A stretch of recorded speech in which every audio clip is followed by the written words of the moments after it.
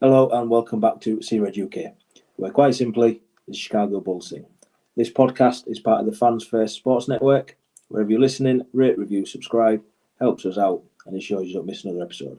And if you're watching on YouTube, hit the bell, give us a thumbs up and leave us some comments.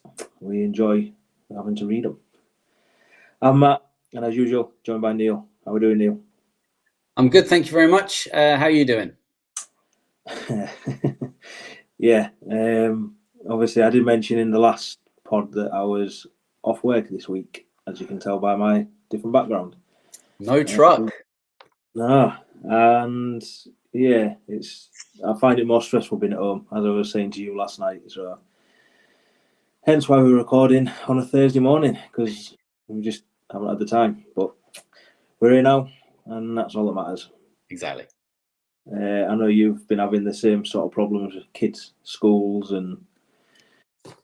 Yeah, this is normally the only time of day that I get a bit of downtime. The kids are gone.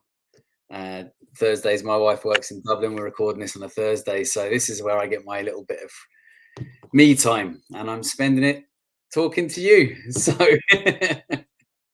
well, I'm the same. I've managed to kick my wife out this morning, so not for good, unfortunately. No. But we do love them, really. Yeah, they just test us. Yeah.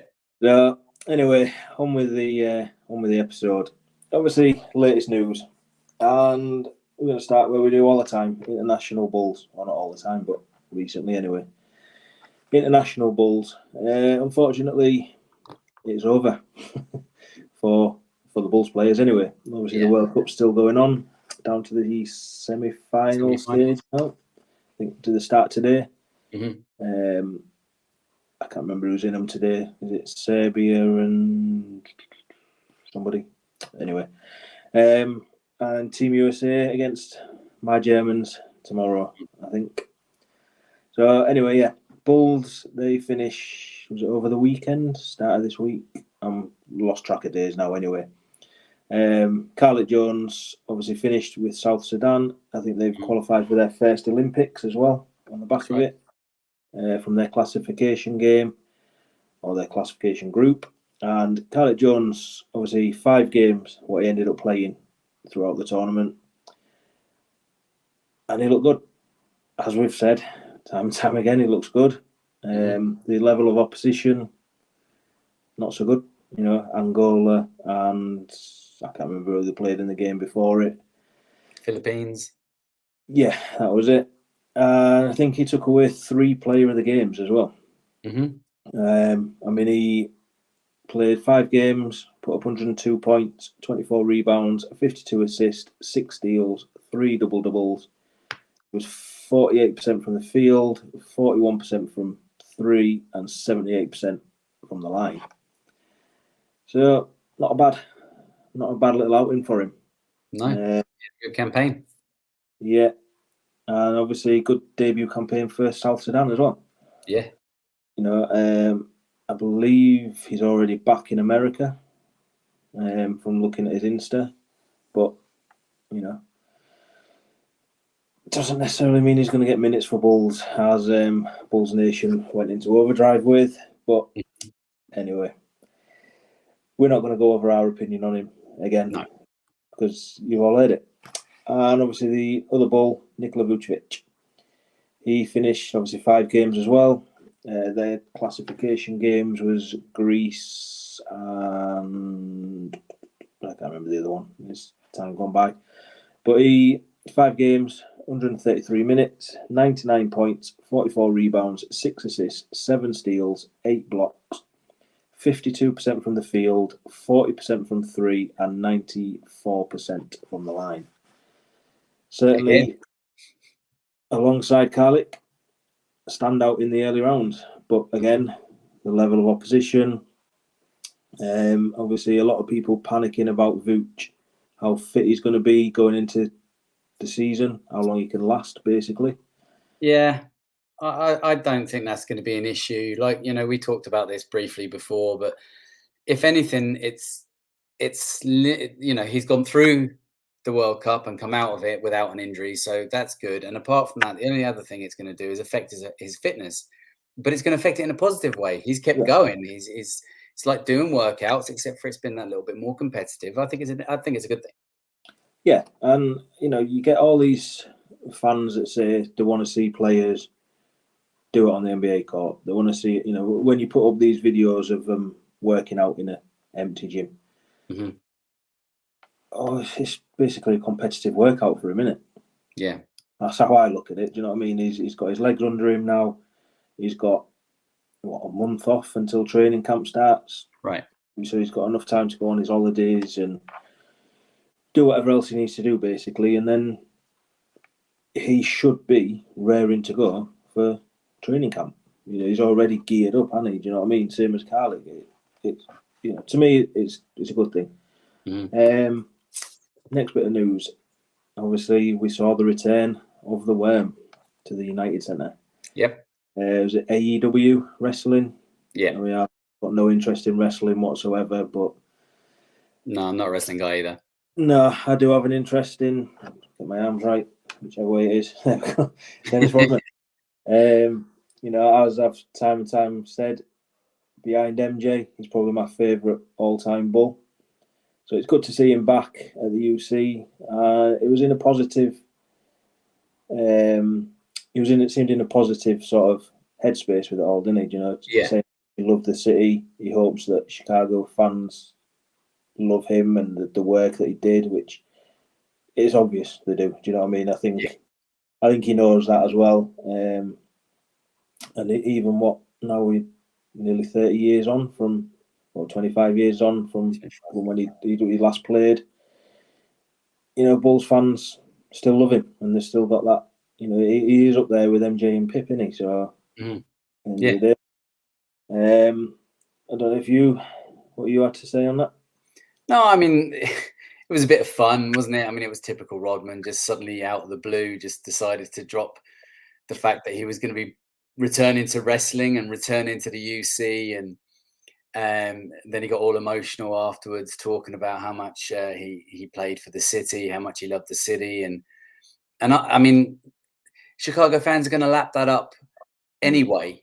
And then you throw into the fact that it's Dennis freaking Rodman, and they're going to lap it up even more. I mean, he's such a character. He's so beloved across pretty much all of Bulls Nation, if not the entirety of Bulls Nation. Rodman was just one of the outstanding characters of this Bulls franchise, and always will be. And, I'm sure that opens up the next conversation, a topic that you want to get into about Rodman, but I'll leave that to you to throw out there. What is that? The trivia? No, the jersey. There's a lot of talk now about whether or not Rodman's jersey needs to be lifted into the rafters. Yeah, I mean, before we go on to that, there was one more thing from him being in Chicago. Did you see the choke slam whilst wearing Crocs? Yes, yeah. And I know you're a big fan of. Yeah, I can't get on board with the Crocs thing. And all the kids in the club where I train, where I coach, they all wear them. They wear them. They play basketball in them when they're training and warming up, and they wear them with socks. I just don't get it. It's just maybe I'm too old. Maybe it's all passed me by. Maybe, but I can't get on board with it at all. But look, if anyone's going to make it look cool, Rodman will. And if it's not Rodman, it's Demar Derozan. Yeah, Demar loves it for a random workout in them. So if Demar can play basketball in them, yeah, I mean, it's not exactly a bad promotion for Crocs, is it? But no, yeah. On to the jersey retirement. We've spoke about it before. I think we have. He's obviously up there with sort of Joakim and D Rose as the ones that Bulls fans want to see retired next, basically. Yeah. And we've spoke about jersey retirements before, in the sense that, personally, I like the fact that Bulls have only got 4 retired. Because you have to have done something to have that honour, and the 4 that have obviously have.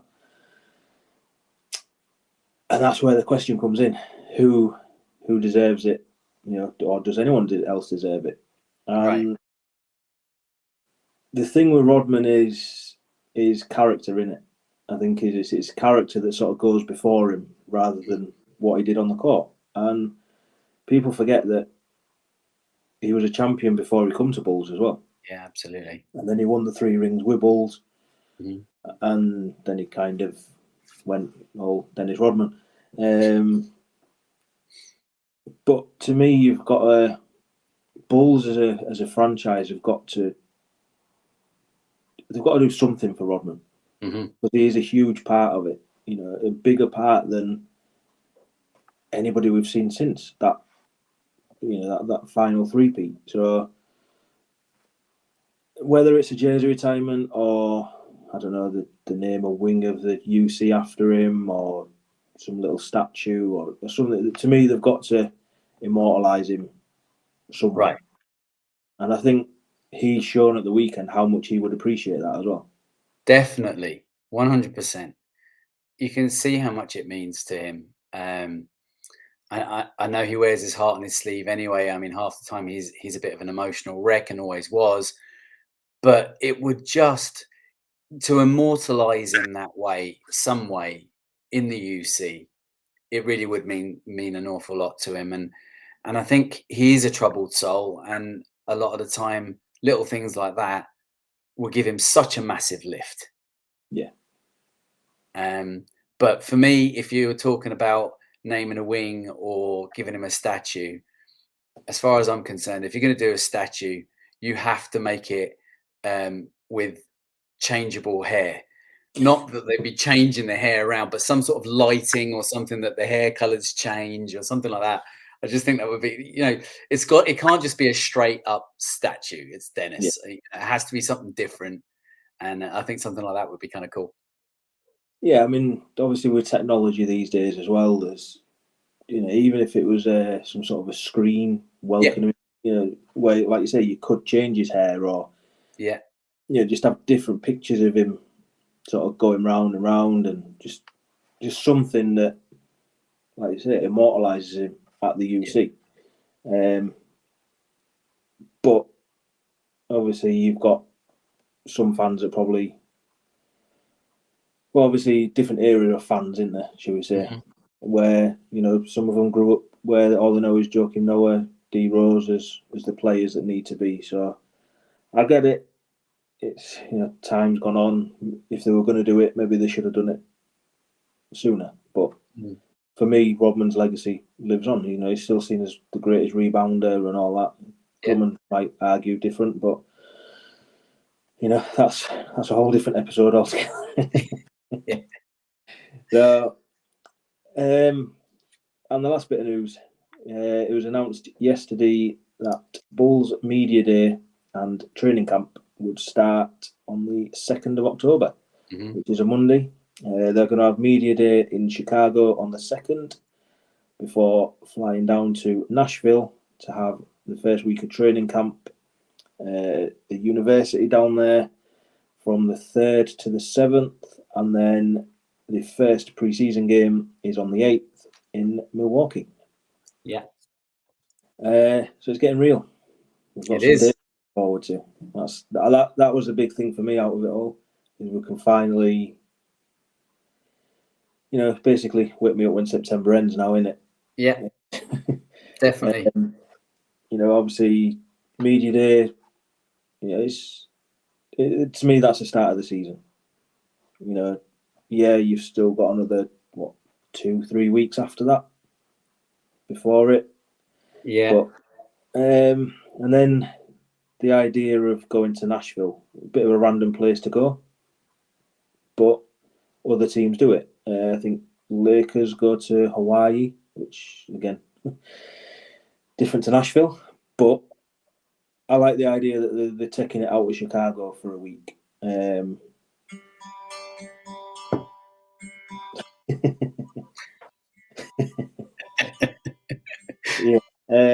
like the idea of they're taking it out of Chicago for the week. That little bit of, I think it brings them closer together. you know, I know they spend a lot of time on the road as it is, but you know, you've got new guys to welcome in with obviously Carter, Craig, Phillips, all that. And I think if they're not worrying about going home straight after it, they get that bond straight away together. I know it's apparently something that's been talked about, according to Casey Johnson, for a few years of taking training camp on the road. You know, so for me, yeah, good idea. And hopefully it has a different effect on how we've seen training camps in the last, you know, basically continuity, you know, get them all back together. Yeah. Well, look, anything that can make this team closer, gel, play better, I'm good with it all. Let's try everything. I'm glad to see them trying different things. I'm all on for it. Something's obviously not quite been right. If this puts us a step closer to correcting that or making them, I don't know, work that little bit better together as a unit, then yeah, try it. See what happens. If it works out, all the better. Fantastic. We'll be calling them absolute heroes for coming up with the idea in the first place. But it's about time. I like the idea of the fact that there's quite a few kind of, I know we've only got 2 new signings, but there's still quite a few young guys that perhaps feel separated slightly from the older guys. And I think this helps to bring them all together as a tight unit. And if they're a unit off the floor, then hopefully that means they'll be an even better unit on the floor too. Yeah, and obviously, like you say, Carter and Craig are the main ones, obviously alongside Phillips. But then you've still got OB, as we now know we can call him, Sonogo, and Justin Lewis, obviously on the 2 ways that can benefit them as well. You know, obviously should have really dropped that in the latest news as well, but Onrap Bittim is now in Chicago, as was announced by Bulls back end of last week.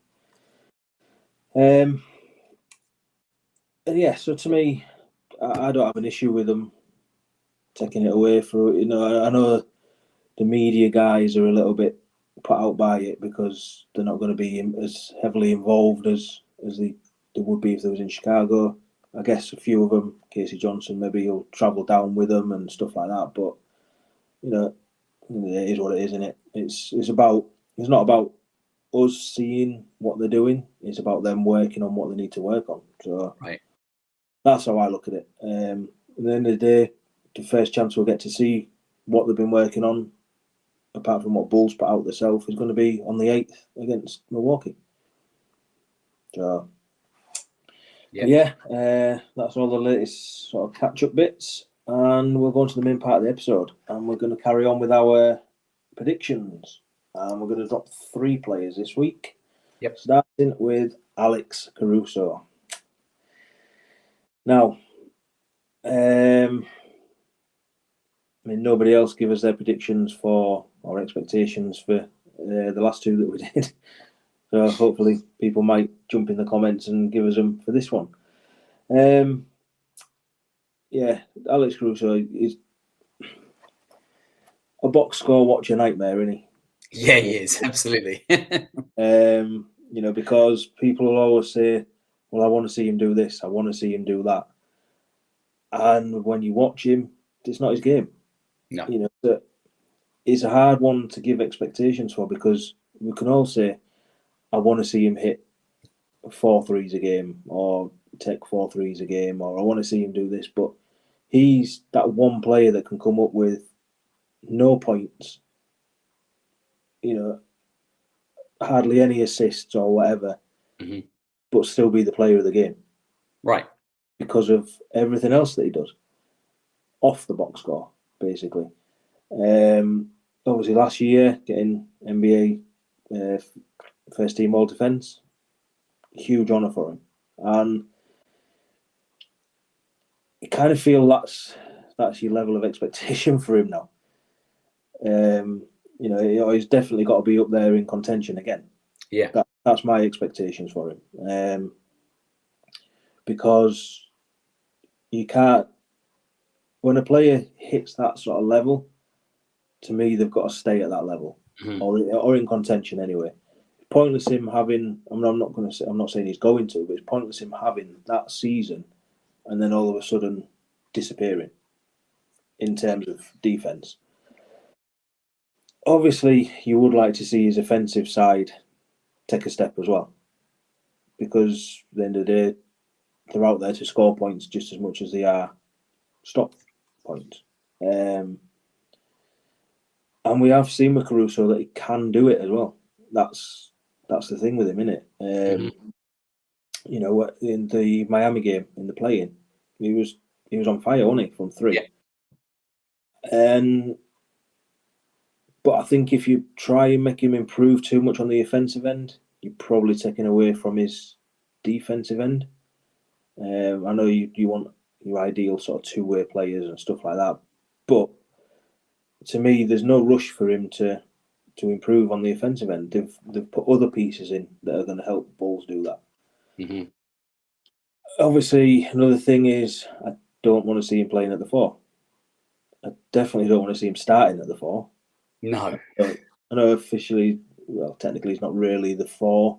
When he's out there, he's just another guard, isn't he? And yeah, as we've said before, I'm happy with him coming off the bench. To me, that's his perfect role. Whether he can push on to be like in contention for 6th man, as everyone else says before every season, I think for him to do that, he's got to be better offensively. Yeah, I agree. Because them sort of awards are just awarded on offense, aren't they? So before I do my prediction, what's your expectations for him? Yeah, I mean, I think it's pretty much same as last year, but and this is the same as last year also, but stay healthy. The big problem with Caruso and his style of play, it isn't the fact that it affects the game. We know it affects the game. Like you say, box score watcher's nightmare. He can look like he's the worst player on the floor if you look at the box score. But if you go on the eye test, he could possibly be the person that swings the game. And that happened not on one occasion, but numerous occasions throughout the course of the season. But the big problem with Alex Caruso was the way he plays, the way he attacks and puts his body on the line. You know you're not going to get 82 out of him. And the question becomes, well, how much do you expect to get? And I think kind of the 60 to 65 game mark is about a good kind of stab to go for. So I guess my expectations for him are to try and get between the 65 and 70 game mark, because that's above what we kind of do expect from him. So in my opinion, that's an improvement. But then if he does get to that point, does that mean he's taken the foot off the pedal a little bit in regards to the way he plays? I don't know. It's hard. It's a hard one. He's a very, very difficult player to nail down in regards to score and expectations. And by score, I mean a rating, a grade. He's just one of those really tough players to mark down. But yeah, for me, it's about health with Caruso, because I think the rest of it's just going to come. He is what he is offensively. I mean, maybe drive into the ring a little bit more, scoring a few points that way. I don't know that he's going to improve his distance shooting too much. He seems quite reluctant to shoot it a lot of the time too, because he knows that that's lacking in his game. But play all out on defense, affect the game. I mean, he's a second coach really. Both on the floor and off the floor, and if he can just stay healthy, that's the big thing for me. More games. Yeah, and I mean, while you were talking, then when I don't remember exactly what it was you said, but the first thing that come into my head when you said it was Dennis Rodman. Yeah, he's you know what you're going to get from him. Yeah, as you knew what you're going to get from Rodman. Obviously Rodman missed games for different reasons to what Caruso missed games. But, he's just that sort of player that if you watch the game, you're going to fall in love with.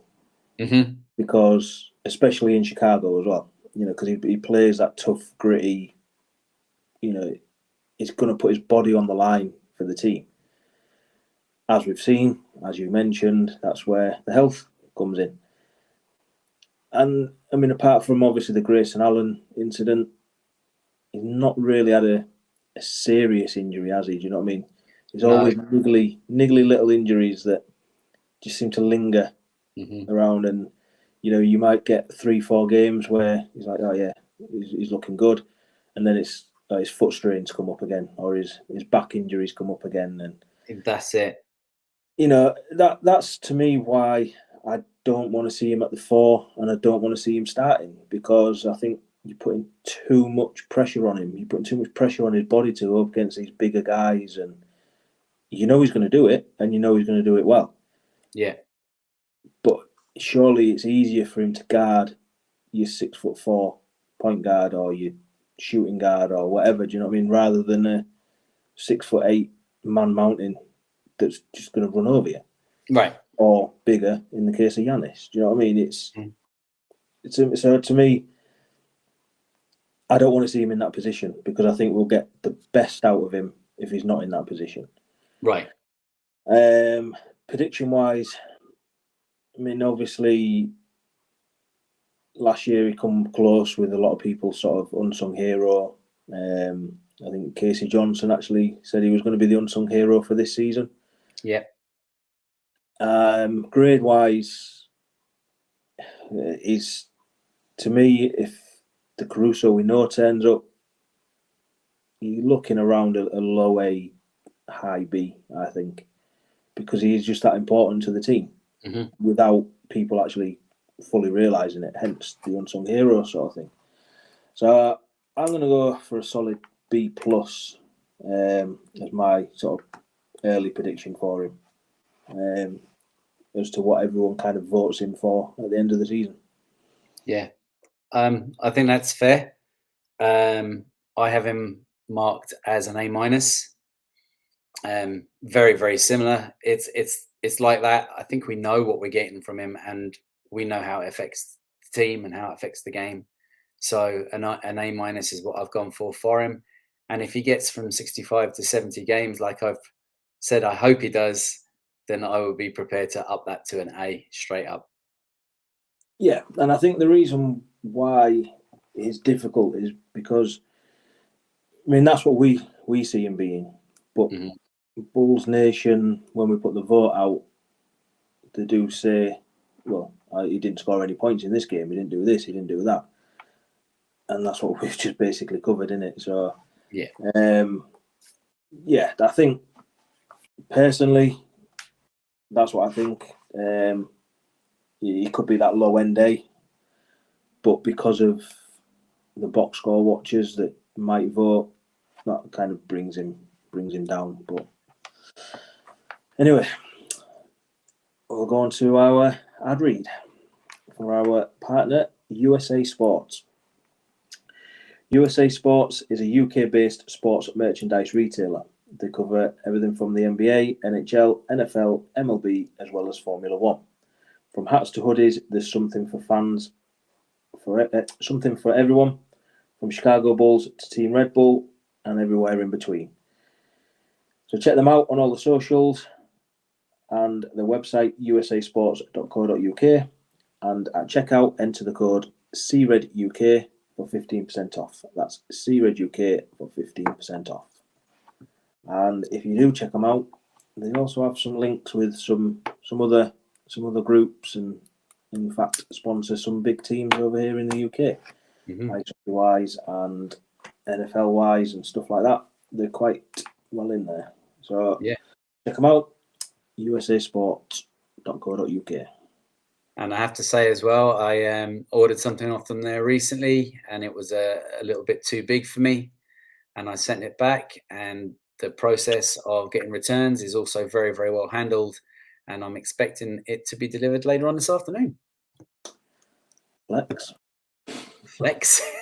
Well, not a great flex. It is for them, not for you. Yeah, that's true. So continuing with our player expectations, we're going to move on to another new Bull. Torrey Craig. As we mentioned with Obi and Javon Carter last week, hard to do when we haven't seen him in a Bulls uniform. Obviously, Torrey Craig is somebody we have seen in different uniforms. I like the signing for a start. He was somebody that I dropped in a couple of the chats that I could see Bulls looking at. He mentioned at Bulls Fest as well, I can't remember who it was he was speaking to, possibly the Bulls Talk podcast, where he said it's something that's been in the pipeline for a couple of years, but they haven't managed to get it over the line. And obviously now they have. So it's obviously somebody that AK has been looking at. Obviously, his first place was Denver Nuggets in the league. And I guess that's where AK knows him from, and maybe why he's kept tabs on him. Underwhelming signing, as we've said before, for a lot of Bulls Nation. Personally, like I say, I like it. He's only going into year 7, 8 in the league. So not quite a veteran in the terms of that, especially for his age as well, because obviously he's early 30s. But the way he come into the league, having to go into Europe, come into Europe first off, or Australia, wherever he was, to then get his tryout at Summer League, to me, he's that sort of player that he's like Caruso, basically, in the fact that he hasn't had that normal path into the NBA. And it kind of makes him hard, whatever spot he gets on this Bulls team, whether it is starter, coming off the bench, he's not going to want to give that up, because to me, he's got that mentality of, I've had to earn this spot, and hopefully it pushes P. Will on as well, because he wants P. Will's spot. He don't care that P. Will's only going into year 4. He's probably had to work harder than P. Will to get to where he is now, because of going, undrafted and stuff like that. And to me, that can only be a good thing. And it can only be a good thing for P. Will as well. And the team in general, because it brings a different mentality to it. And, he had a career year last year in the same way that Javon Carter did, in terms of 3-point attempts and percentage and all that sort of stuff. But, people saying, if they've had a career year, why didn't a team like Suns, Bucks, obviously for Carter, keep him on? And I think it just basically comes down to the teams probably couldn't afford to keep him. I know we've got him on lesser deals, but if they were going to stay in Milwaukee or Phoenix, would they wanted more money? Because they're already there, they're already settled. And it's basically Phoenix and Milwaukee saying, like, no, go find a deal somewhere else and see what you get. In terms of expectations, I expect him to be pushing for that starting role, at least, as I've just said. But I don't want to see him get it. That's not necessarily an expectation. I'd rather see P. Will have that starting role, because P. Will needs it. I expect Torrey Craig to be able to push P. Will all the way though, and make a decent competition. We've already seen Torrey Craig sort of working out in his Bulls gear and stuff like that. Different sort of pro runs and all that sort of stuff. And I think when you listen to what he said in them interviews at Bulls Fest as well, he wants to be here. He thinks that he can make a difference to this Bulls team. And that's the sort of confidence I like in the player. And, I'm kind of expecting him maybe 15 minutes or so off the bench and just basically come on and be what we want P. Will to be, basically. Just putting up threes and a defensive dog. You know, I'm not going to say what sort of numbers I want to see him hit, but if he can come off the bench and throw up 4 or 5 threes, hitting 2 or 3 of them, I'm happy with that. Yeah. You know, I'm sure Bulls Nation will be happy with it. And the thing is, if he is with that second unit of like Kobe White, Andre Drummond, stuff like that, if he puts up 4 or 5 threes, you know that Drummond's going to be there for the rebound, hopefully. And whether Drummond puts it back or kicks it out to Kobe White or straight back out to Torrey Craig, it just offers that what we haven't seen, basically. And it offers what we want to see from P. Will. Mm-hmm. You know, so that's where I sort of expect him to be, sort of around 15 minutes off the bench and just basically be what we want P. Will to be. Maybe not to the level we want to see P. Will at, but confident. Just take the shots, get your body in the way, grab a few rebounds, just do your job, basically. Yeah, absolutely. I think it's quite interesting what you said there with the whole pushing P. Will to be better. I mean, it does feel like at this stage they're trying whatever it takes to see what it is that triggers P. Will and finally lights that flame underneath him and gets him going. And I mean, this really does have the potential to do that. This is the first time really there's been a legitimate 4 behind him, in line with him, ahead of him, whichever way you want to put him, that he's now going to have to compete for that spot. Okay, he has been dropped out of the starting lineup on a few occasions during his career with the Bulls, but it always felt like it was just a matter of time before he'd come back in again because it was never a legitimate 4. Torrey Craig is that. So now he's going to have to fight for his spot. You know, and I like that about Torrey Craig. I like that for P. Will. I like that for the team. I like Torrey Craig from listening to him. I didn't watch an awful lot of him before he came to the Bulls, little bits and pieces here and there, not too much. But I mean, his reputation as a defender and as a two-way is really good. 3-and-D guy, fantastic. And what he won't cause P. Will as competition, he may be there to impart his knowledge and what he has gained from different teams around the league.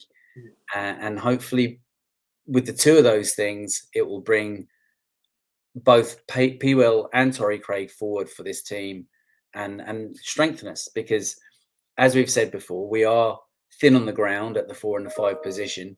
So at the very least, maybe if they have healthy seasons, the two of them, and the two of them manage to play all the way through, we could have quite a strong position there, even if it's a bit thin on the ground. Yeah. I mean, there's one other thing, obviously, what he said, which I liked, was he can help like players like Demar Derozan by saying how he would defend them. Yes. Obviously, Demar is, top 2 in who has defended him. Yeah.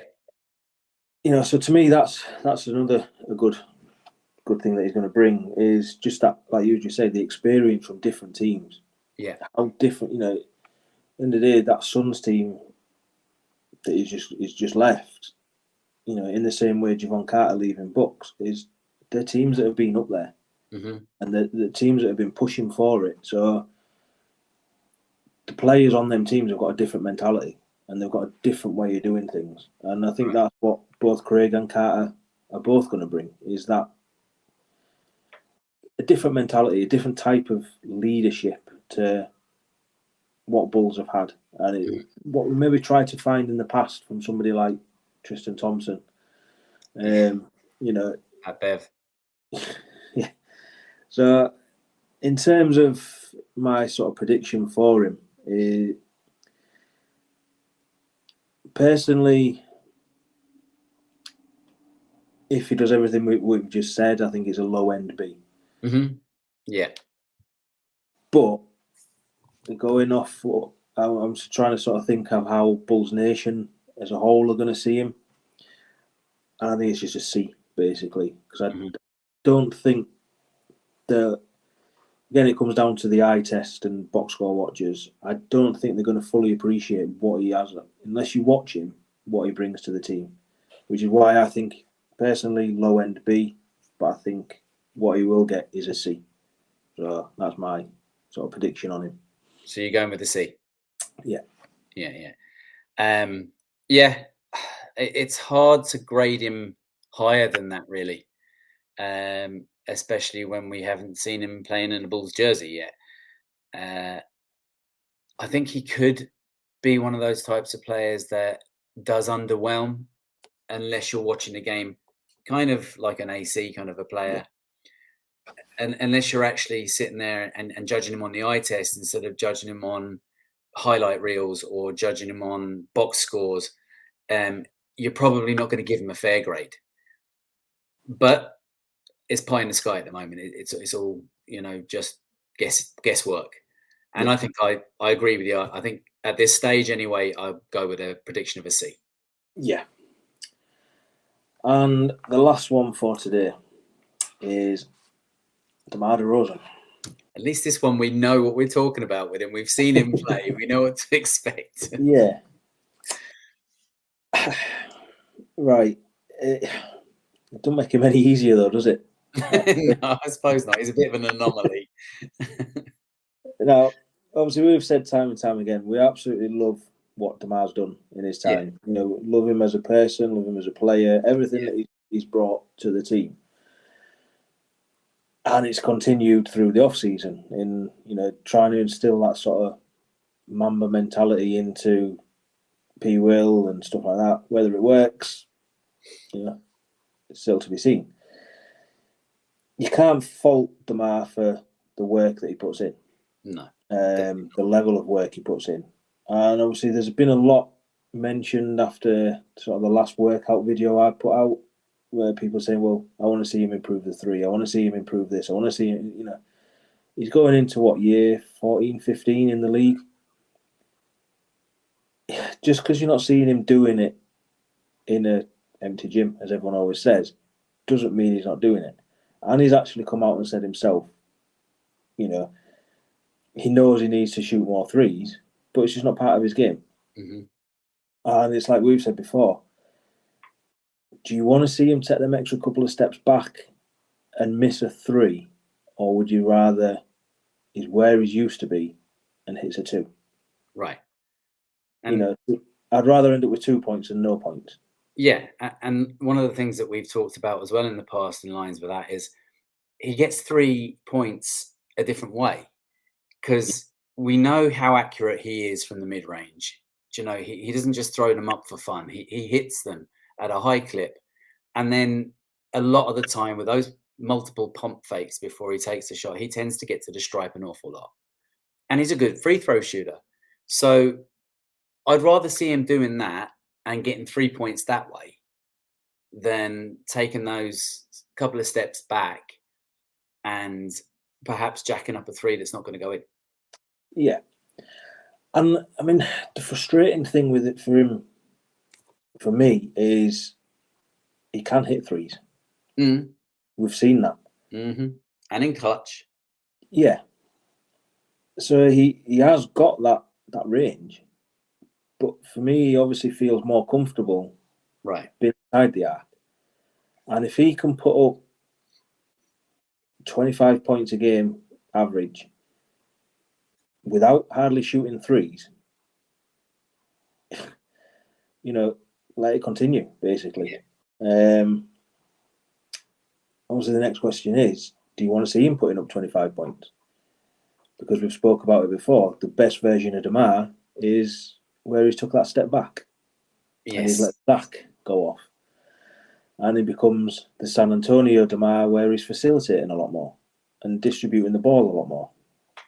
Yeah, well, I mean, he can still be that 20-point range shooter, but when it starts going up towards the 30-point mark as opposed to the 20-point mark, you've got to wonder, is he taking the ball out of Zach's hands or somebody else's hands that little bit too much?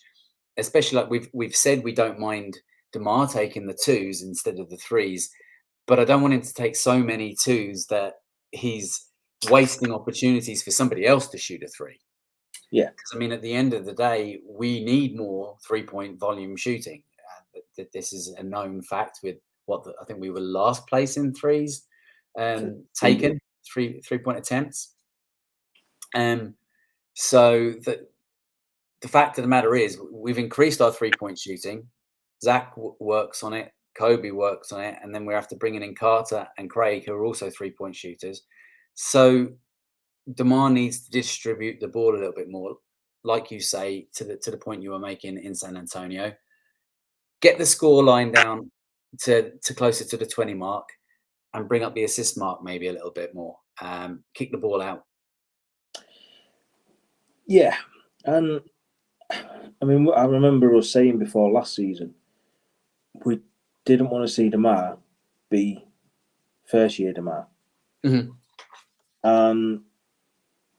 I think we kind of did a little bit. We did while Zach was injured anyway. Yeah. And then obviously Demar picked up his own niggly little injury himself. Yeah. Now, for me, like you just said, having Torrey Craig and Javon Carter there, hopefully we don't need to see year one Demar. We don't need to see Demar pushing for that 25 points because we've had to see it for the last 2 seasons because there's nobody else there apart from Zach that was going to do it and Vooch every other night. So if we've got a couple more players who can easily put up 10 to 15 points on the roster, then, and obviously players like Kobe coming through as well that hopefully can do it. And hopefully P will start to put up more points. We don't need to see Demar putting up 25 points.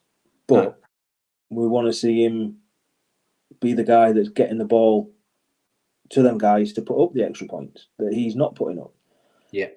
And that, to me, wouldn't be a knock on Demar. In fact, I think people would appreciate it a lot more if Demar is facilitating them extra 10 points for somebody else rather than putting up maybe another 7 or 8 points himself. So, I fully expect Demar is going to come out in the same way that Demar comes out all the time.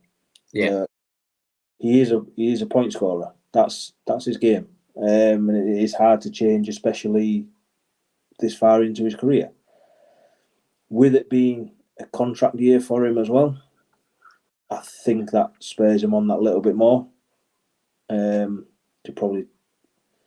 Hopefully it spurs him on to change his game slightly, but I think it also spurs him on to just be Demar Derozan, basically. Yeah, and at the end of the day, I think he wants to be in Chicago now. I think he enjoys being in Chicago. He enjoys what's going on, and what they've created, even though it needs a bit of tweaking. And I think he'll want to stay in Chicago, and therefore he'll have a career year, hopefully, so that he can get that contract up. Yeah, and I guess something that somebody will always say about Demar is, I want to see him improve on the defensive end. They say it about Zach. They say it about. I've even seen it about Kobe from the last video that I just put out about him. And it goes back to what I said about Caruso for me, is if it's not their game, in terms, like I said with Caruso, if you want to see him improve offensively, you're going to take something away from him defensively. Yeah. And I think that's the same with Demar. If you want to see him improve defensively, you're going to take away from what he does at the other end.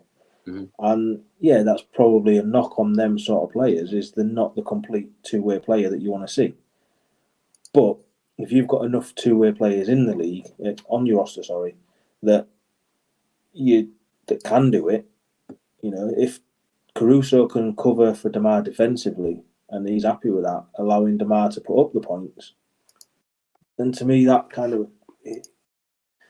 I don't think Demar is as bad a defender as what people make out. I think it's just he doesn't play that side of the game as hard as he plays the offensive end. We saw him last season start taking charges and just basically getting in the way. And then what happened? He picks up a niggly little injury.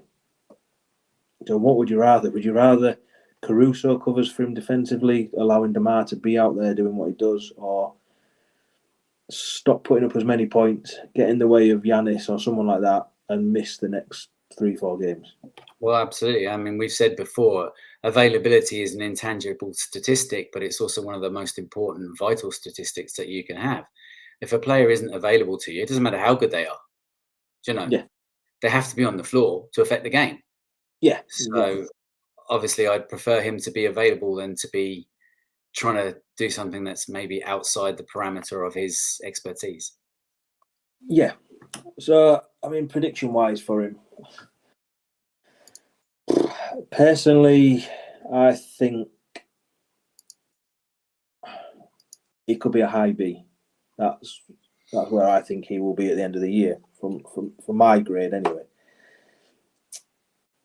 But I'm going to just give him a B because I think that's where Bulls Nation. I think certain parts of Bulls Nation have had enough of him now, and they're not going to appreciate the good he does because they're just going to say, "Well, the good he's doing is detrimental to the team." And basically, what he does, it takes away from Zach. By taking away from Zach, you're taking away from winning and blah blah blah. But yeah, personally, I think high end B, B plus, but I think grade wise he'll end up with a B. So that's what I'm going to give him. Yeah, I have him marked down as a B. But the thing is with Demar, I mean, I don't think he'd drop as far as a C, but he could pretty much. He's capable of pretty much landing anywhere between a C plus and an A plus, depending on what kind of year he has. Yeah. But I think I'm going to go shoot for the middle, and I had him marked as B. So. And to finish off, we're going to bring the answers from our previous trivia questions and give out the new ones. Now, I jokingly said we're going to start calling it Troy Trivia because it only seems to be Troy that gives us the answers. We have had a few people say, "Can't you make the questions harder?" And we've had some say, "Can you not make them easier?" So I don't know. We're just going to put them out. Yeah. So on the last one, my question was, and I think this caught a few people out. Troy got it right. I know that much. Caught a few people out, but what did Michael Jordan do to say goodbye to the old Chicago Stadium? And the answer was he kissed the floor, basically. Yep. And it was was it the Pippen charity match? That's correct, yeah. Pippen charity. During his first retirement, wasn't it? I think. When he went off to play baseball randomly. Yeah, he come back, he played that game, and he said it was basically he hadn't had a chance to say bye to Chicago first time round, wasn't it? Or to Bulls first time round, and that's what he wanted to do. Yeah. So yeah, that was my question. Yeah, I think my question was the retirement, the jerseys, wasn't it? Yeah, the first 3 or something. So yeah, what were the first 3 jerseys that were retired by the Bulls? And they were Bob Love, Jerry Sloan, and Michael Jordan. Followed by Scottie Pippen. Followed by Scottie Pippen, yeah. Hopefully followed by that one. Other shoulder, yeah. Yeah. I mean, I think it's an interesting one, and it is one that's come up in a few different podcasts and stuff. I think it's something we can revisit in the future to discuss, what qualifies for the jerseys to go up and what players should be considered to be retired in the future, if any. Yeah. And that leads me on to my question for this episode. And it is about that man there, Dennis Rodman. And the question is, why or how, however you want to word it, did he get the nickname The Worm? And if you really want to go into it, who gave him it as well? Ooh, deep cut. Deep cut. So that is obviously Dennis Rodman. Why or how? And if you want to, who gave him the nickname The Worm? Very good. And my question for this episode is, how many division titles have the Chicago Bulls won? How many division titles have the Chicago Bulls won? So yeah, let us know in the comments, whether on YouTube, Twitter, wherever you see it. Hopefully, more people will be able to answer them or decide to answer them. And yeah, that wraps up today's episode. We are hoping to be back with another one this week, possibly. And yeah, thanks for listening. As Neill's just changed again, check out USA Sports, our partner, for that 15% off. And thanks for listening. And as usual, I've been Matt, and you can find me on Twitter at MattCRedUK, and you can find us on all the socials at CRedUK. And you can find me on Twitter at NeillCRedUK on behalf of us both and the Fans First Sports Network. Thanks once again to everyone for tuning in. Whether you're watching or listening, please subscribe, rate and review, and give us a thumbs up on YouTube. From Matt and myself, remember, it's a Chicago Bulls thing wherever you are in the world. So until next time, see you, Red people.